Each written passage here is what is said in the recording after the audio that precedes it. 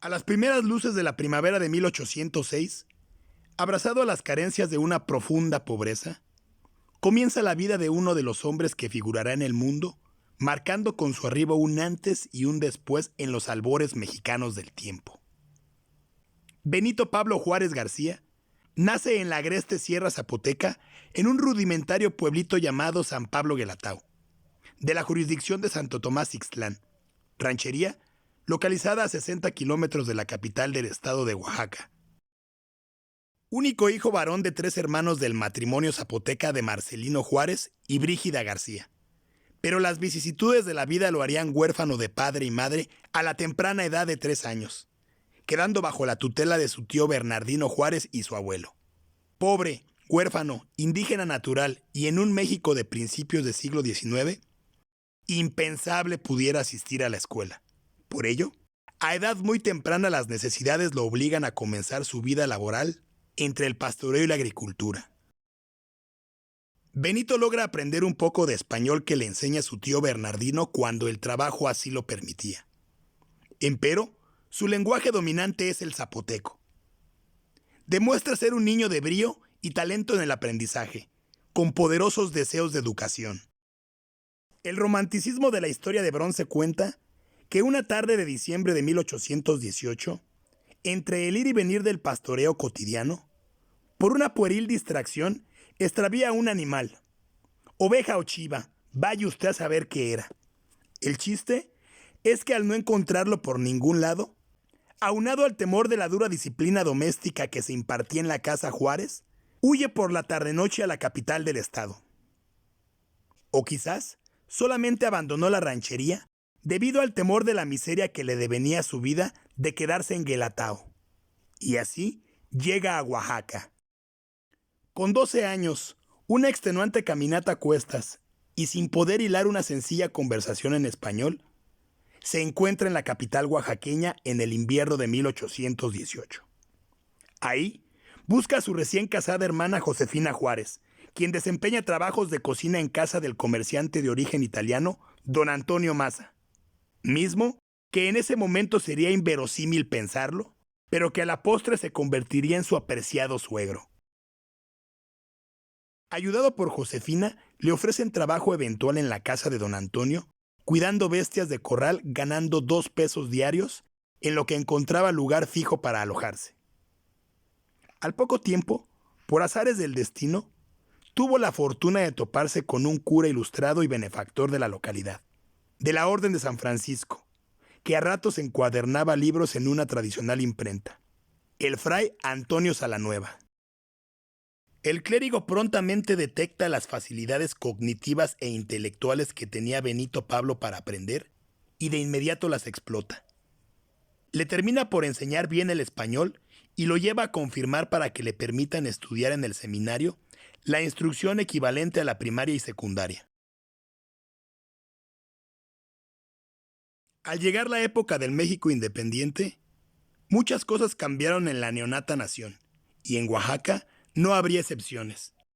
Con tales circunstancias, en los temas legislativos se constituye el primer Congreso del Estado de Oaxaca, cuya medida más pertinente y saludable que los miembros honorables constituyeron fue la fundación en 1827 del Instituto de Ciencias y Artes del Estado, independiente de la tutela del clero, y designado para enseñar a las juventudes en varias disciplinas, independientes de las impartidas en el Colegio Seminario Conciliar, donde se enseñaba únicamente gramática latina, filosofía, física elemental y teología. Este lugar de ciencias fue condenado por los cánones eclesiásticos. Sin embargo, dio cuantiosas oportunidades al progreso académico del Estado y a su vez vio recibirse a don Benito Juárez como abogado. El desempeño estudiantil de Juárez en la jurisprudencia dentro del polémico Instituto de Ciencias de Oaxaca fluyó siempre como el de un estudiante notable. En la recta final de su carrera, alrededor de 1830, se le abre un espacio en el ámbito de la docencia.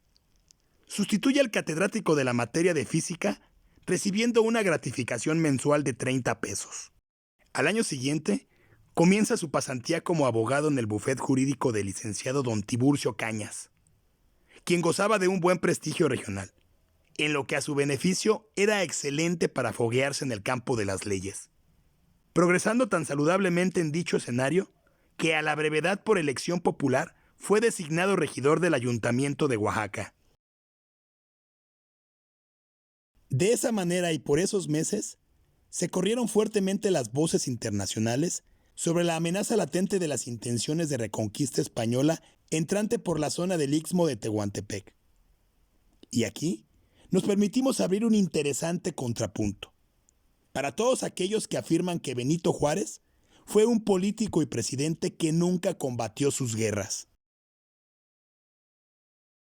Los jóvenes estudiantes del Instituto de Ciencias, al enterarse de las amenazas bélicas ibéricas, obedeciendo propiamente las inquietudes ilustradas clásicas de todo joven en toda generación, se enlistan como voluntarios del ejército, nombrando a Benito entre ellos, con sus escasamente aproximados 1,50 de estatura, los racistas dirán que menos, el grado de teniente en una compañía al mando del general Isidro Reyes. Evidentemente la invasión jamás se daría. En 1833 fue electo diputado federal del Congreso del Estado.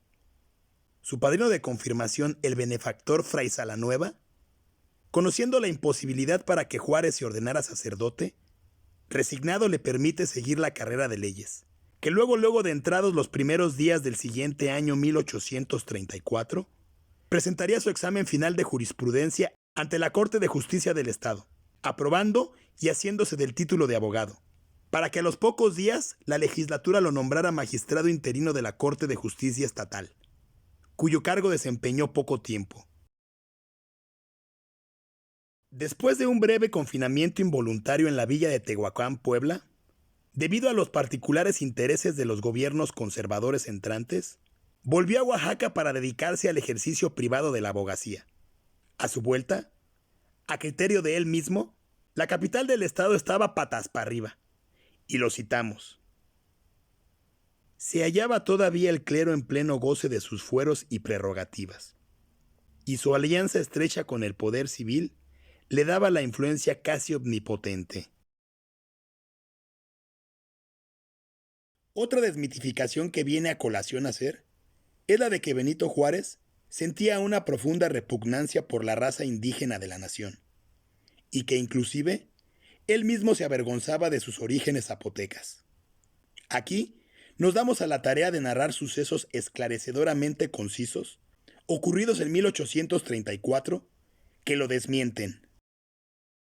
Siendo profesor de Derecho Canónico del Instituto de Ciencias de Oaxaca, Juárez es socorrido por un grupo de habitantes del casi costero pueblo de Loxicha, situado a 209 kilómetros de la ciudad de Oaxaca, para representarlos legalmente ante los abusos del cura del pueblo, quejosos de cobros excesivos por conceptos de sacramentos, pagos incosteables para enterrar muertos, ceremonias nupciales encarecidas, por situar los más comunes ejemplos.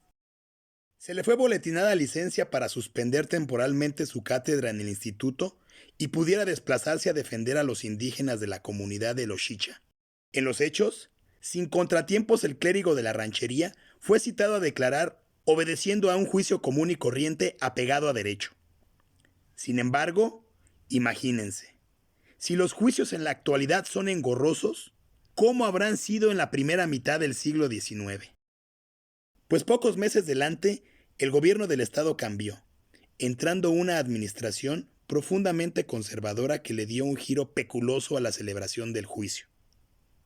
Con esta transición, Juárez se vuelve de nueva cuenta a Loxicha para continuar la defensa de las comunidades, topándose a su retorno con que el juez Manuel María Freu había remitido a prisión a sus pueblerinos representados, y despóticamente a su voluntad, expedió un exhorto se procediera a la aprehensión del abogado Juárez en el pueblo de Miahuantla, respondiera a los cargos de sublevación de los vecinos contra la autoridad.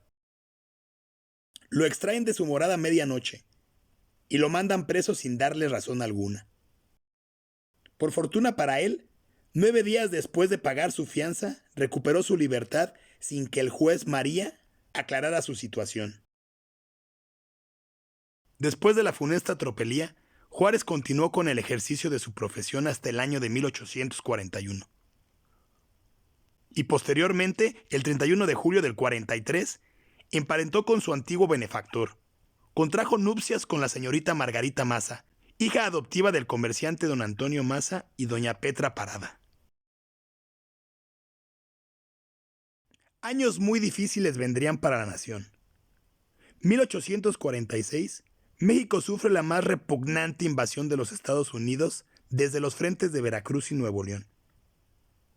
No bastante con el infortunio, las absurdas pugnas internas entre los partidos le dieron mayores insatisfacciones a la frágil nación. Juárez, encabezando la representatividad del Tribunal de Justicia del Estado, conformó un grupo de parlamentarios que abogaran estrategias para salvar el país. Desgraciadamente, no obstante a la guerra librada contra otro Estado-nación, también se desempeñaba la guerra en las trincheras domésticas, a la par de que los ejércitos usurpadores avanzaban hacia la capital. El presidente interino Valentín Gómez Farías echó mano de préstamos forzados al clero para subsidiar los gastos de la guerra.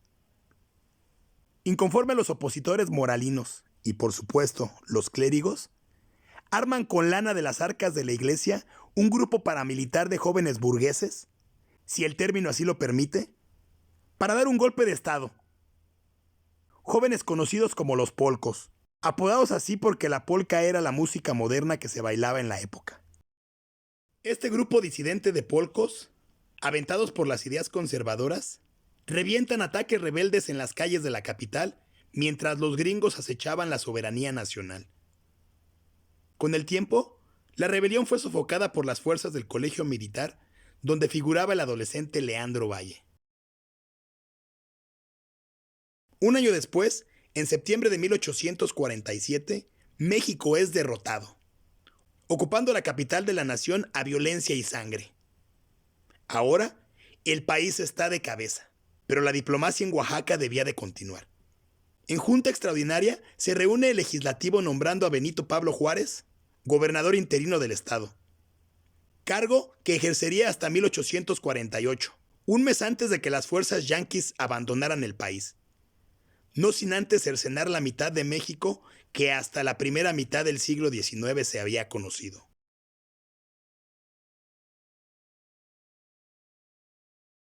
El estable matrimonio Juárez-Maza fue de 1843 hasta 1871, año en que muere doña Margarita.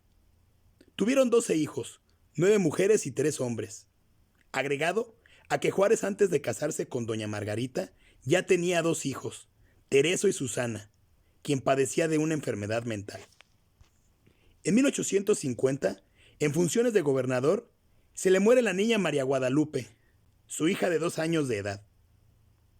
El gobernador Juárez, en un gesto de disciplina a pesar de ser un católico, la fue a enterrar a las afueras de la ciudad, en el cementerio de San Miguel, sirviendo de ejemplo para que el pueblo empezara a enterrar a sus difuntos en sitios diferentes alejados de los panteones de las iglesias, y no pagar así los elevados costos de los derechos fúnebres que cobraba el curato. A mal para la familia, la pena perseguiría tenazmente al benemérito. Lupita sería la primera hija de 6 que se le morirán.